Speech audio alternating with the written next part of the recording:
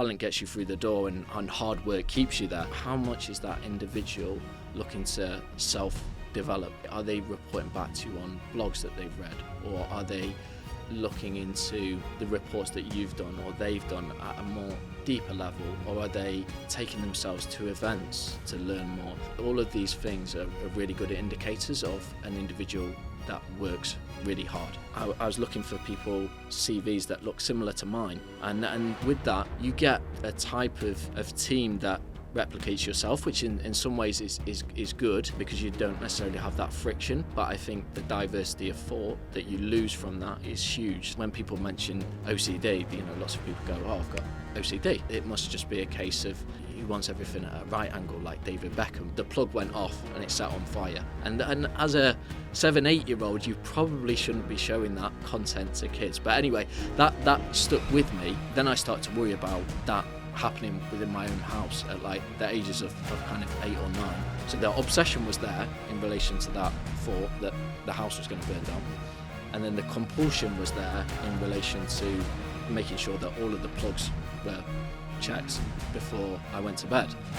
Welcome to another episode of Big Risk Energy.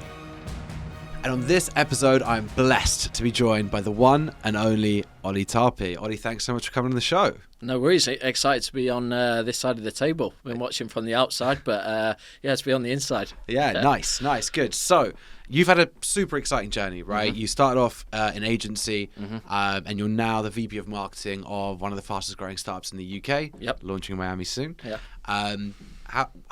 How do you go on that journey, and what is your advice to anyone looking to go on a similar journey to yourself? Yeah, I think that the advice, if we take it back to the start, is how to break in to the industry, because you come out of university, and I was on the business and management course, which I think 80% of the university were on the course when I went, and you've got all of these people who are interested in media and marketing as a potential avenue. So you've got a high level of kind of competition that you're starting upon with. So when you're trying to break into that industry or into that sector when it comes to media and marketing, you need to do something differently when it comes to potentially standing out. Now, so even more than when I was doing it 10 years ago. And I think that breaking in level in terms of the amount of research and detail that goes into those interviews, even when you're looking at placements or internships, is really, really key. So you need to show, obviously the basics is around how you research that organisation, but you need to really go into that at a deep level in regards to which clients are they working with, things that they've changed across potentially their senior leadership team, their press reports, if it's a bigger corporate entity. The level of detail that you need to go into at an internship level to break through is really, really key in that first interview. And then once you've got your foot through the door, then it's about hard work in regards to keeping you there. That's the really key thing when you're first breaking in, I would say. So it's all about ambition, really, right? Yep. Because it's all about saying, well, if I want to get from A to B, this is the level of commitment, dedication, meticulousness required to make it to that level. And is that something that you've always had? Yeah, I think when you say meticulousness, that was really, really key. So I started off in an agency environment, and the media discipline that I was in was within print and out-of-home advertising. So within that, the discipline needed is huge, because you are putting together adverts by which that are going out to print or going out up on billboards. If you make one single mistake there in relation to a client, then the consequences of that are huge, especially as you're somebody starting off on your career for the first time. So the level of detail that you have to go in regards to checking things is really, really important. So for instance, if you are putting an advert in a newspaper and you get the specs wrong, that advert isn't running and you've lost that space and you've incurred that cost to the client. And you as the media provider, or the media agency owner, if you make the mistake, you're responsible for it and you're responsible for that budget.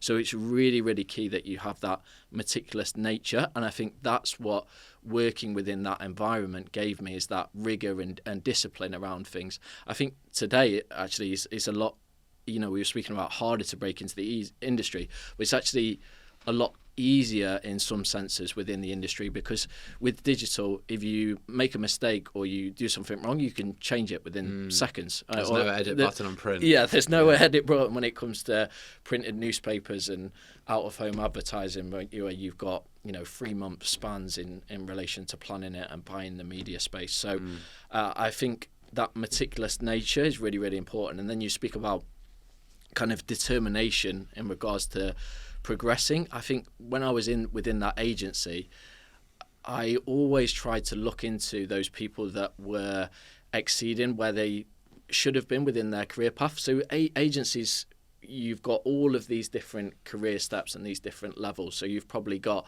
to the CEO and managing director in a 300-person agency. You've probably got around 16 to 17 different levels that you've got to progress through before you're the boss or you're the top of that agency.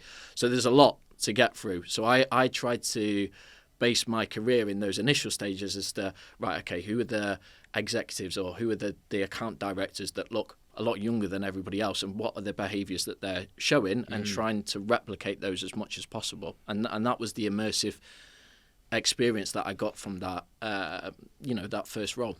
Nice, that's great, and I think that's great advice. Like, try and emulate people who are where you want to be. Yeah, and I think it's so it's really great. It's interesting because sometimes people have too much ego about these things. They're like, oh, I want to do it my way. I'm going to do it my way, and do things. They want to be a bit maverick about it, which sometimes work. Yep. Sometimes works, but 90% of the time, it's a case of actually being humble and being like, okay, that is clearly working, and that's a really good way, especially at the start. Yeah. Where you can take bigger risks as you get more of a reputation, more trust with an organization, but at the start, it's like, no, do what works. Yeah. And you don't know what works when you're 19 years of age within an agency, and you're within a discipline that is more, let's call it, traditional media. You don't know the answer, so you have to watch, and you have to, like we were saying before, immerse yourself in those individuals that have that experience and draw upon the good things that they do, watch the negatives. It's a bit like kind of when you're taking up a sport or managers for the first time, as you really look at those experience, you see the things that they do really, really well and concentrate on those, but you also see the things that they do badly and try and cut those out when you step through those levels, I guess. Yeah, and I think back to the point you made on getting things right for print, I think although obviously social does have edit buttons and you can redo things, I'm sure that in the same way that Google from an SEO perspective really takes into account quality of content, I'm sure LinkedIn and Instagram, they're all doing the same, right? And even though you can get away with making mistakes, for sure, having that level of rigor when it comes to the content you're creating, not making mistakes is still maybe not as key, but surely it plays a huge part. I glossed over that point loosely, and obviously you don't want to you want to avoid those mistakes as much as possible. But I think even on LinkedIn, for instance, if you are to edit the post within the first 5 or 10 seconds, like that will downweight you in relation to the algorithm. So you want those rigor and discipline even in digital marketing today. It's important that you have everything set up across that team, whether it's different Asana boards or whether it's within Notion, and you've got that rigor and discipline around checking the copy, because it's when you're running across, we spoke about connected and running a global brand, suddenly you've got 4 or 5 channels that you're across. You've got 2 to 3 posts that are going out every day. The opportunity to have a mistake within that is high, and I think that is really one of the main things that I learned within that agency was about documentation, about planning things out, and it really has helped shape my career. There's lots of things that I didn't enjoy about that role, but there's lots of things that I taken from it, and it's led me to that path now where I've been able to progress into that VP of marketing role. Yeah. And what made you decide to leave agency and go in-house, I guess? So in-house was a big decision. I think I made that decision when I was 21 or 22. So I did my undergraduate placement at an agency and then worked there 2 days a week while I was still at university, and then within a week of finishing my degree, I was back kind of full time. So I worked there for about 3 years in total. and I started to, we spoke about all of those different levels. And I started to look at that and started to realise, actually, maybe this is a little bit of a con within the system, and you're nudging up these promotions sort of every 12 months, and you're driving towards that, but I'll never progress to where I want to get to quickly. And, I'm a determined individual, and I wanted to be in charge of a department pretty quickly, and that's not being arrogant in any sense, but that's where I wanted to get to. And I started to look at this agency, and I started to look at all of the people within it, like we spoke about. I just thought, this isn't quite going to happen here. So I decided to make the leap of faith in-house. So it was actually working for a client that was within that agency. So I had to do 6 months at a non-compete. So I had to go and work in a signs agency as an account manager. An account manager in an agency that produced signs. Yeah, so like signs. Yeah, so it's like your signs that you'd have outside the shop. Yeah, this didn't come up when we were discussing before. So I had to do a 6 month like non-compete. So I had to go and work in a totally different business before I could go and work for that client, because there was a competition level between the agency and the client. Basically, you are not allowed to move from an agency straight to the client. So I had to do 6 months here in between. But anyway, that's a different story, and that's a totally different industry. Very, very boring. Yeah. But we won't get into that. So yeah, I made that kind of leap of faith, and the world was totally different when I stepped into that organisation. So it was still an early stage startup. There were 25 of us, I think, at the time, and we had this big 100-person office, and it was it was a world apart from this 80-person office with 80 people in it who'd been working there for years and years and years. So the differences were so vast in regards to the environment, in regards to the culture, in regards to the process. And I think one of the first things that I learned was around that process and being able to just take that leap of faith for yourself. But with every task that you were doing, there was no kind of backup and support like I previously would have had within this huge agency that I was working in before. Yeah, I understand. And it was 25 people when you joined. What did you guys scale that to? We scaled it to 110 people, so across the US and UK, and we grew really quickly. So we grew that number in the space of sort of 2 to 2.5 years. So the growth trajectory across the different divisions, whether that be marketing, sales, CS, and also different geographies, was very, very quick. And with that, trying to retain the culture was challenging at times, I think. Yeah, I can imagine that. And it is, of course, a real challenge. So what did you learn about culture in that startup versus what you see and what you want to bring to Connected as part of scaling your team here? Because I imagine, get startup for the first time versus startup second time, it's a very different wheelhouse that you're working with. Yeah, definitely. And I think there are different things that you can draw upon that experience in relation to how I think one of the things that I learned within that organization was about satisfying the needs of the investor and also the owner of that, the CEO of that business. So we only had a singular investor, and we had a CEO who was a kind of minority shareholder. And the objectives within that startup were, and the culture was driven by those two individuals and satisfying the demands of those individuals. So you had to learn very quickly as to what they liked and how they responded, and judging that character and shaping your decisions around that, because they were fundamental to driving the business and also driving more investment into the business and also the growth. So there's lots of things in regards to speed and moving at action that I think I was able to take from that experience and bring through to Connected. I think if I hadn't had that experience jumping straight into a high scale startup like Connected, moving at speed, I wouldn't have been able to do it at the same level. So that 5-year experience, there's so many things within that I'm able to pull out in today's examples, whether that be coaching the team or whether that be communicating with senior leadership team or advising the investors about why we've taken specific decisions. So I think all of those experiences have been crucial. And now with all the experience that you've had, would you suggest to someone looking to break into marketing to start with an agency or start with a startup? Good question. I get this question a lot because I try and work with some of the universities, and this is a question that sometimes comes up, particularly when we are speaking to potential placement students at Connected as well, is that question. And I think for me, I would always try to be exposed to the agency the first time round, especially if it is I'm gonna step back on that answer actually and say really it's about the size of the organisation that you go and work with.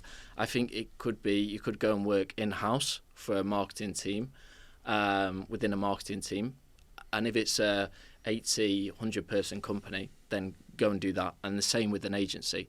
But I feel like if you work in a small agency or you work in a small startup for the first time, I think it's going to be more difficult for you to learn because you're not going to be exposed to those individuals within the team. You might be working with one manager as opposed to working with a team of 8 or 10 people that you can draw down on their experience from. So I think it's about learning from others in those early stages and going to work for a larger company. Obviously, there's exceptions to the rule of people that feel more comfortable being involved in a startup straight away. But for me, I would always try and get that experience and then leverage that and then go and work in-house or with a startup. Yeah. No, that makes a ton of sense to me. And I guess from what we've discussed, previously, mentorship, bringing people through something you're really passionate about and something you've done in the sports world as well. Yeah, it's true. And I think the sports world has really kind of helped me in that environment. So when I was 21, I started managing and coaching an adults football team. And when we're talking 21. At 21, yeah. So that was quite an interesting experience because when I'm talking about adults there, I'm talking about a mix of people from 16 right the way through to 40. So in terms of that mentorship and advice you can give, you're suddenly exposed to a whole host of individuals that you previously are not communicating with. I think that's the challenge by going to the university a little bit within the UK is that you gravitate to those certain groups and you become a tribe at university, and then you don't really mix outside of that. And one of the things that football coaching gave me the exposure to is meeting a wide variety of people from a wide variety of backgrounds, and then with that developing communication styles that worked within them. And also when I was working within that coaching role, we were often taking individuals from a sports background that had just been released from an academy, for instance, and we needed to give them the confidence or give them the discipline, whatever that might have been, to help them re-progress within their sports career. So I think doing that over a period of sort of 5 to 6 years and delivering that advice and that communication style in that sports environment, it really helped me when it came into a work environment. So for instance, if you've done training with somebody twice a week and then they're turning up on a Saturday and they're not getting paid to play football, and then you're telling them they're on the bench or they're not in the squad, and you're having to have these difficult conversations with people that are 10, 15 years older than you or 5, 6 years older than you, but you've got they're younger than you, but you've got their parents there asking questions.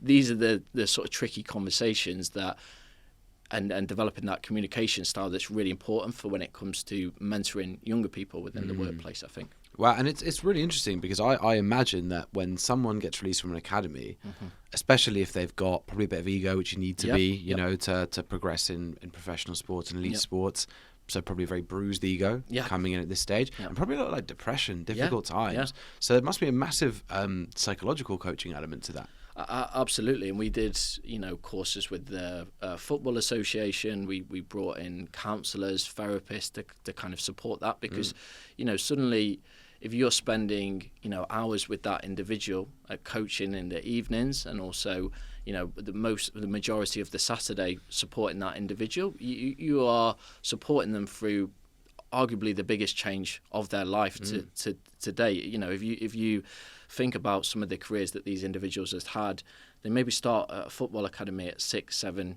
years of age, the next 10 years of their life has all been spent focused on school, academy, and that is their identity. And to have that ripped away and then to try and nurture them back into something is really difficult. You go away from, an academy at, a tier 1 club like a Burnley FC as an example. Maybe not a tier 1 club. Tier 1 example, but a tier 1 example when it comes to their academy and the facilities that they have available.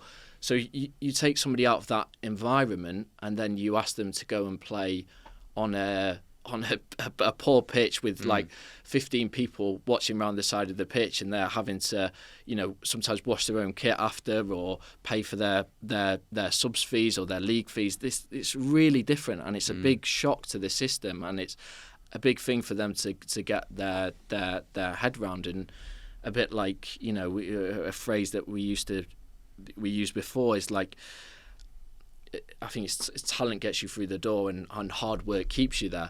And I think this was a big mantra that we had within our football club that I was supporting at the time. But getting them into the mindset of that big change is huge. It's huge. And would you say that was the the majority of the driver behind why people were being released from academies? Does it always come down to that work ethic? I think I think the work ethic is huge, and I think it's exactly the same. When we're translating that into work environments, you can have people that are uber talented in regards to ideas or creativity, but if they don't have the rigor and discipline around, whether that be delivering a presentation on time, or whether that be in a sports environment in relation to them being on time for matches, or studying their clips and the research, all of those things, I think the hard work is imperative for success. So now that you're hiring into an expanding team, how do you try to account and measure for hard work and work ethic? Yeah, really good question. I have to think about that one for a second. How do you measure hard work?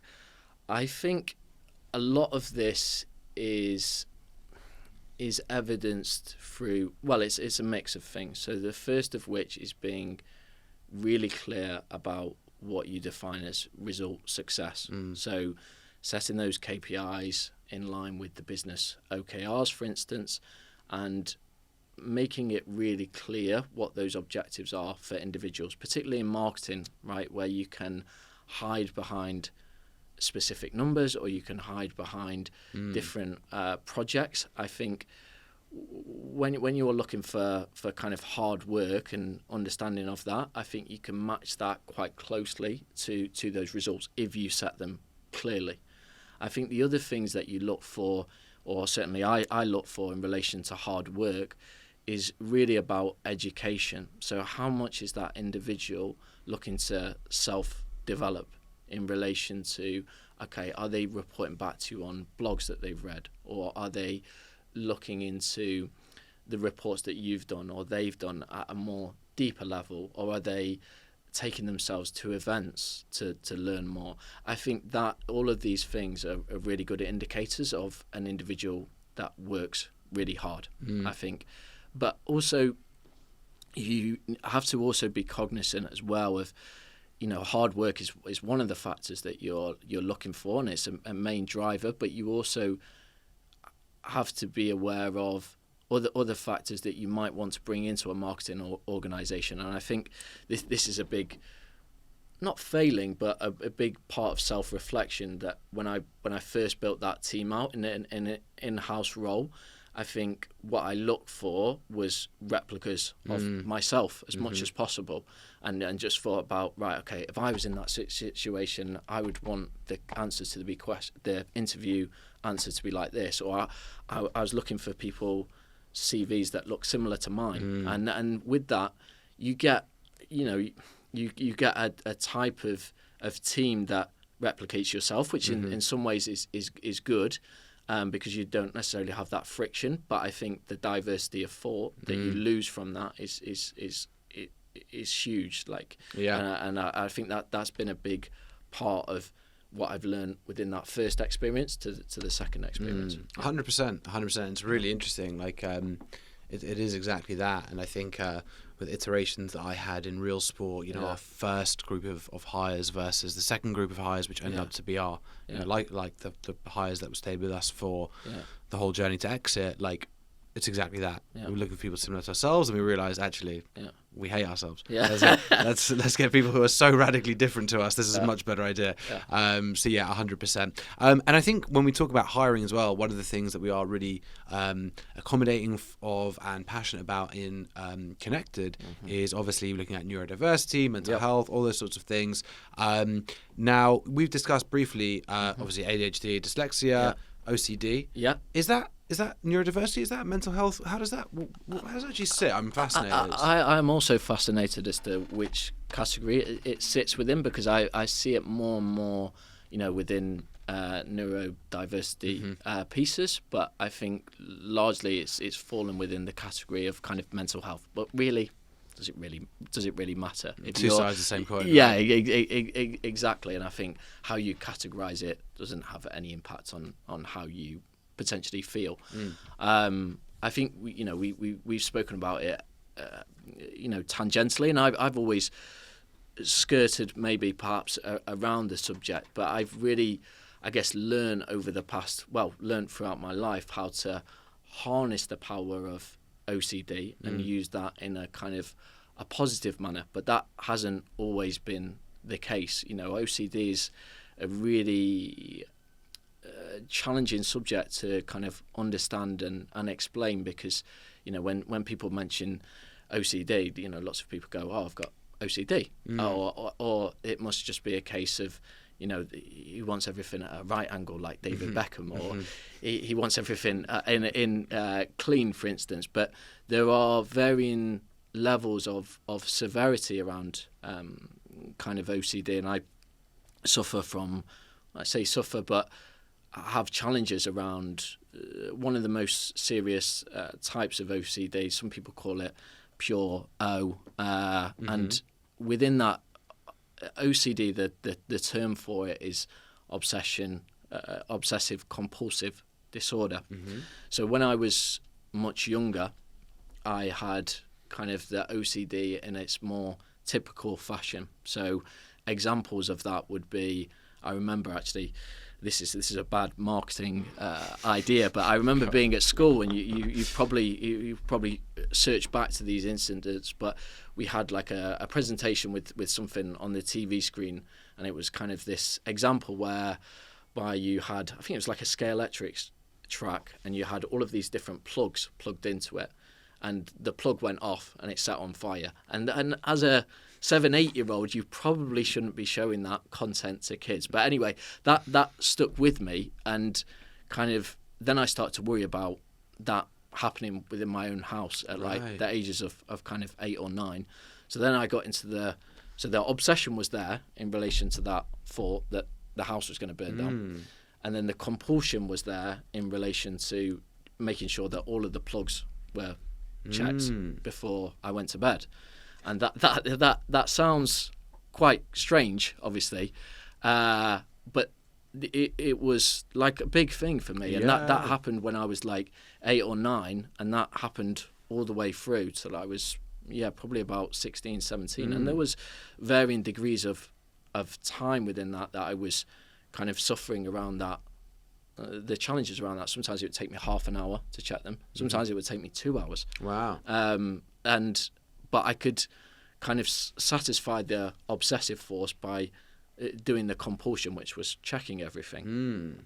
I guess where it steps into another kind of level, and I can only speak about kind of myself and my own experience here, is that when I was kind of 17, I had a more life-changing event, and it's going to sound really, really strange when I say this, and it's not something that I often share with people because it sounds quite strange, but I was at a festival, and I just want to caveat, there was no sort of, it's going to sound like I was having some sort of acid attack, or I was on drugs, but I can, psychedelics is a favourite topic in this podcast. There was no psychedelics involved. I was only 17, but I kind of threw a pair of plastic sunglasses in the air, this festival, and I just switched in thinking that somehow in my head, as soon as I've thrown the sunglasses up in the air, that I'd murdered somebody by accident. Wow. And I... As in, like, what if it landed? Yeah, what if it landed, it right, hit somebody? Right, yeah. And there was How big were these glasses? These glasses were just some plastic sunglasses. Yeah, okay. They had no weight to them. Yeah. There was no evidence to kind of suggest that. But in my mind, wow, I'd 100%, committed this heinous crime, and I was this murderer. So this obsession that then couldn't be switched off by the compulsion. Right. There was no checking around that. There was like it wouldn't switch off. This kind of thought, this intrusive thought. So I guess maybe it is more of a mental health rather than neurodiversity, but it was this persistent intrusive thought, and with that comes whole feelings of kind of guilt or shame, because you in your head at that time, you think that you have done that 100%. There's no other, in percentage terms, like you've committed that crime. And it kind of, when I was 18, this was just before I was about to start university, and I think this is one of the things that people sometimes don't understand with OCD is that, or any mental illness, is that sometimes it can be triggered by positive stress. So if you're looking forward to something in relation to university, or something's gone well at work, it can often be a trigger for something to flare up. And I think it's something that people don't talk about very often. But anyway, this went on when I was kind of 18, and it got to the point where I couldn't get out of the house, so I couldn't walk down the street without checking over my shoulder I thought that if I'd nudge you, or even if I walked past you, I'd knocked you over and I'd murdered you. Man, this sounds like I was going crazy. Like this. I've lost my mind many times. I understand. It does sound really, really strange speaking about it. And when I was 18 at that time, particularly, it's not the sort of thing that you go to your mates and go, well, this is it, right? It's often very much in isolation when you have these things, and you're going into these loops, and you're like, does anyone else know what I'm talking about? Yeah. So it was really, really scary. Like, there was nobody that I could really speak to about it. I was, having these thoughts for obviously the first time in my life, and I was, convinced that I'd done these horrible things, and fortunately I was managed to kind of seek help, and over the years of kind of therapy, you understand about how to expose yourself to these thoughts, about how to kind of manage them, and I guess where it ties back into kind of things from a work environment is more along the lines of my therapist kind of gives a really good analogy by which he says that people with severe OCD, like, it's like riding a wild horse. So it can be really powerful if you know how to ride the horse, but it can be really destructive because the wild horse will go left and right, and you can't control it. But if you can control it, it means that you can go a lot quicker in one specific route. So wow, that's incredible. Thank you so much for sharing that. It's so insightful as well, and it's fascinating to learn about, because I feel like in all the conversation about mental health, neurodiversity, like OCD is not really discussed in that way, and that was super educational for me. So in terms of managing that, is that like meditation? What does that look like? Yeah, I think it's a mix of a whole host of things. So it's a mix of mental exercises. It's a mix of medication, medication at times, and then it's about foreseeing the triggers that, like, having suffered with it for sort of 10, 11, 12 years, you can start to anticipate, okay, when there might be a challenge, and when you might need to go back in and kind of expose yourself to those thoughts, or have a session with your therapist, or concentrate on more meditation. But you have to really work hard to keep on top of it, and it has been a kind of life-changing event. But one of the things that I'm keen to speak about is kind of the positives of how you can harness that to use it as, you speak about it yourself, about a superpower, and you can really do that. When it comes to the workplace environment, you can, because you've got I kind of talk about it like a pain threshold in a way, like you've gone to it with a mental pain threshold, and all of the stresses associated with that. So when it comes to things that might typically drive stress within an individual within a workplace, you can be very calm and measured in your response to those, because that in comparison to where you've been before, it's not as heavy as maybe 100%. So from a resilience perspective, it's like, I think I've killed someone, I'm spending, no, but I mean, seriously, like, and the stress related to that, 100%, like from a cortisol tolerance perspective, let's call it, I can imagine. And out of interest, and we don't need to go down this path if not, but I find it fascinating, is when that sunglasses incident happened, did you remember what happened with the initial Scalextrics thing? Was that something that you uncovered later as like being a thread between them? Yeah, it's something that I uncovered later. Yeah. And again, this is one of the things why I'm keen to speak more about it now, is because I feel like, and that's why I drew it back in a elongated way to the start of the process with the plugs and the Scalextrics, is because if between the ages of 8 to 17 I'd understood what this was, this OCD, then I would have been able to have it treated early, and hopefully I would have never got to that point by which it drove such significant impact. And I think this is why it's important to talk about these things. But sort of 10, 15, 20 years ago, when that is, it was, who knows what this is? It's just being weird. He's just checking the plugs. Yeah, that's just Ollie. That's just his thing. So interesting, man. And it's because a lot of people talk about ADHD as like a trauma response. And again, people we're at such a nascent stage of understanding around all of mental health. We don't understand the mind. We think we might do a little bit. We don't really understand anything. And ADHD is trauma response, and potentially it sounds like obsessive. The obsessive element can be a trauma response as well. Like something traumatic happens. I want to ensure it doesn't happen to me, or something like that. So the mind's fascinating, man.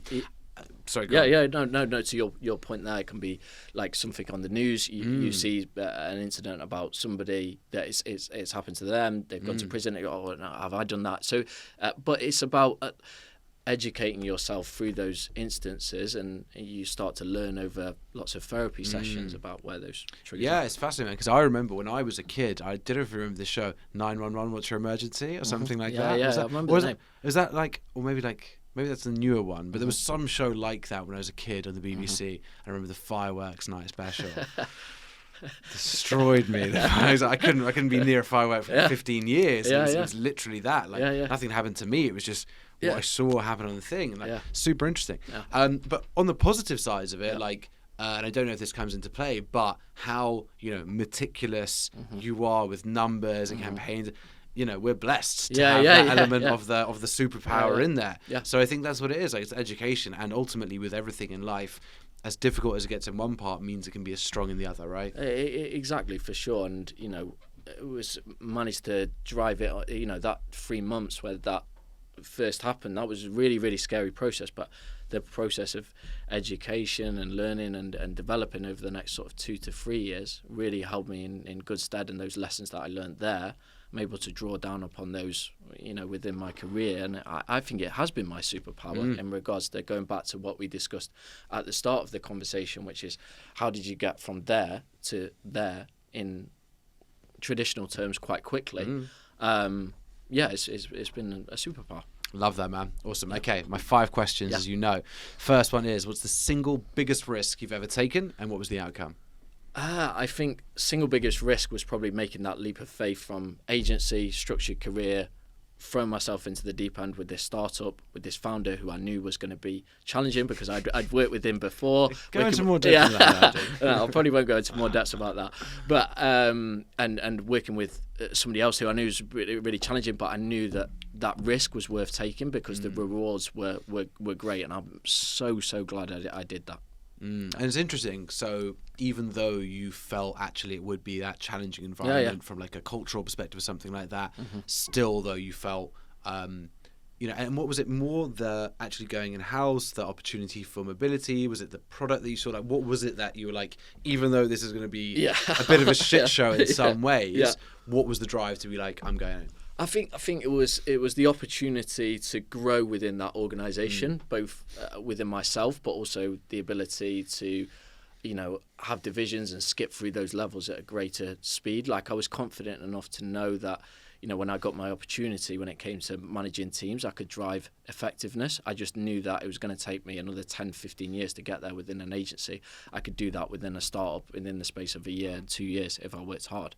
So I think that was the main opportunity. And I one of the things that I always self-reflect and I look back on is a question of, like, was that the right move? Because within that 5 years and working within that organisation, it was really challenging, and there was some really difficult cultural issues. There was difficult financial issues. There was a whole host of challenges as well as positives. And in a way, that 5 years, like, when I look back on that now, seems like a bit of a blur, and I don't really remember what happened within.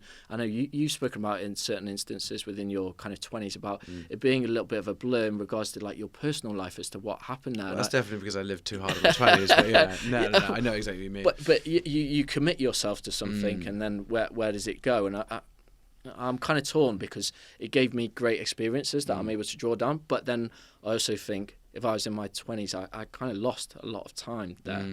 So yeah, a mix. Yeah, it's interesting. Yeah. It's really interesting. And but I think when you have those really challenging environments, and although real sport was a great outcome, we had many challenging moments.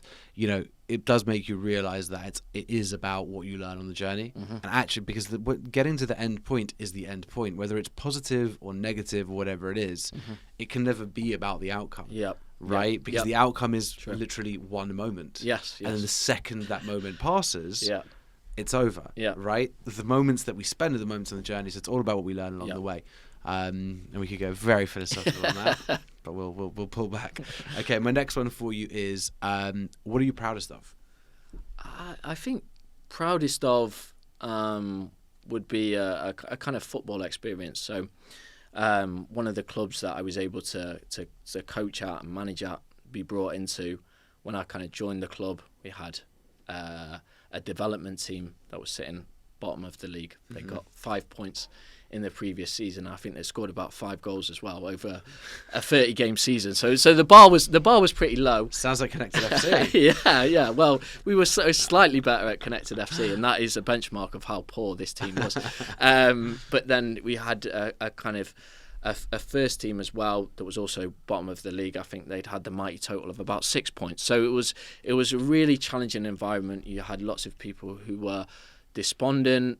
You had lots of people that had left the club, and then it was this whole process of trying to rejuvenate things from top to bottom. And that doesn't just relate to kind of the coaching. It meant bringing in different committee members. It meant bringing in a new somebody who looked after the pitch, somebody who looked after the finances. So it was this whole experience that I was brought in, and kind of what it really gave me was the opportunity to kind of influence people within my management style and bring them all on this journey. And the first team ended up getting promoted, and so did the team that I was managing, which was the development team at the time. And that was the first time that the club had any sort of success, quote unquote, in the past sort of 15 years, and to come away with kind of a trophy at the end of that, and all of these people that we brought along the journey. I think for me that was the proudest achievement that I've had to date, albeit not a work experience but a football experience.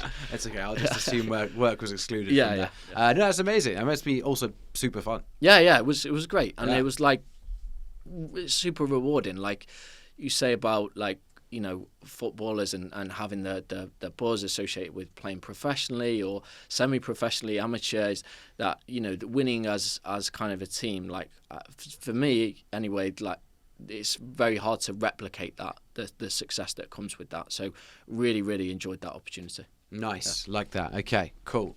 Is there anything that you wish you did differently? I think wish I did differently. I think one thing that I would change within my work experience is probably to travel more. You're probably looking at me going, Ollie, you take loads of holidays. You've just come back from Sri Lanka. Yeah. How the hell do you need to take more holidays?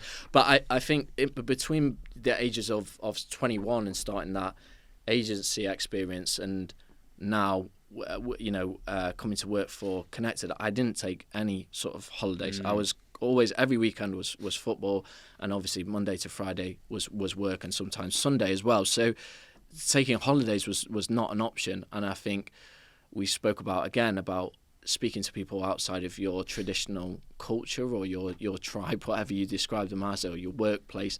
Being able to be immersed in different cultures, I think, again, helps you when it comes to that mentorship, that coaching, that delivery. And I think that's one thing that I would do differently in my 20s, yeah. It's really interesting. I mean, I do totally agree with you in terms of, obviously, like, traveling being such an incredible thing. But you're right. Like, we were, I don't want to say unfortunate, but we were the last sort of people in our 20s who didn't have hybrid working. Yeah. We were the last generation that will have spent most of its 20s at the office 5 days a week as a standard thing. Yep. And, I don't feel hard done by any means, right? Because that was just the reality of the situation. Yeah. But, you will see every generation now, especially when you bring in hybrid working with cheap travel. I mean, whilst, the Southern Hemisphere is still visitable. Yeah. But, I think absolutely people will have the luxury of having much, I don't want to say fuller lives, but more well-traveled lives. Yeah. Absolutely. Yeah. And I think it's a really good thing. And obviously something that even with some of our most senior members, such as yourself, able to support people to have a bit more work-life balance in a way that certainly wasn't available, even in my last start real sport, it just wasn't feasible. Yeah. So yeah, I think it's a good thing. And I think you would have people on your senior leadership team, or you've probably lost staff members in the past, right? To people like, if you go back to that working environment where it was pre-pandemic, you've probably lost staff members to say, oh no, I'm going to go traveling, for a month or 2 months. Yep. Now you might be able to give them the flexibility or the option of oh no, would you be willing to take a 3-week holiday here? Or, would you be willing to work abroad for a month? So you can give people that option, whereas previously you wouldn't have had that option. Absolutely. Well, we just did it for one of our top performers, didn't we? Spent the last 5 weeks traveling Southeast Asia. Yeah, exactly. And it's probably one of the reasons we have such a strong staff retention rate. 96%. Strong staff retention rate, because we do those things. I'm actually going to take back. Have we got time? Yeah, we've got time. Okay, there is a question I want to ask you, actually, going back to your journey before we do the last two other questions. So obviously you joined that last startup at about 25 people. With Connected, you were number 11. Number 11, but what, 11th in? Or 11th in, yeah. But were there 11 people at the time you joined? I think there may have been 2 people in India, so if you classify them, I guess. Fine. Okay, interesting. I guess we grew a little bit quicker than I thought. I felt you were like the 5th person. No. 6th person, not quite. No. This probably just shows how a little attention I pay to things. But obviously very, very different to being 25 people, as being, 11 people. Yeah. What was that like as an experience? And, how different does that feel? 10 to 25 people. 10 to 25. It doesn't sound. The size that we're at now, it feels like it's such a small difference, but actually at the time, it's such a big difference, right? Yeah, I think 10 is really good and really hard in the same breath, and I'll break it down into the two. So really hard in the sense of you have literally got no support in the sense of your marketing team or division. So you have to be really... You are the division. You are the division, and you have to be really careful about how you plan those resources. So if I'm coming to you and I'm asking you for £200-300 in those days, and I select a designer and I get the wrong designer, then I'm bang in trouble before I kind of start in relation to asking for more budget and being entrusted with that. Because I think you want to, when you're running that department by yourself, everything that you do needs to be on point.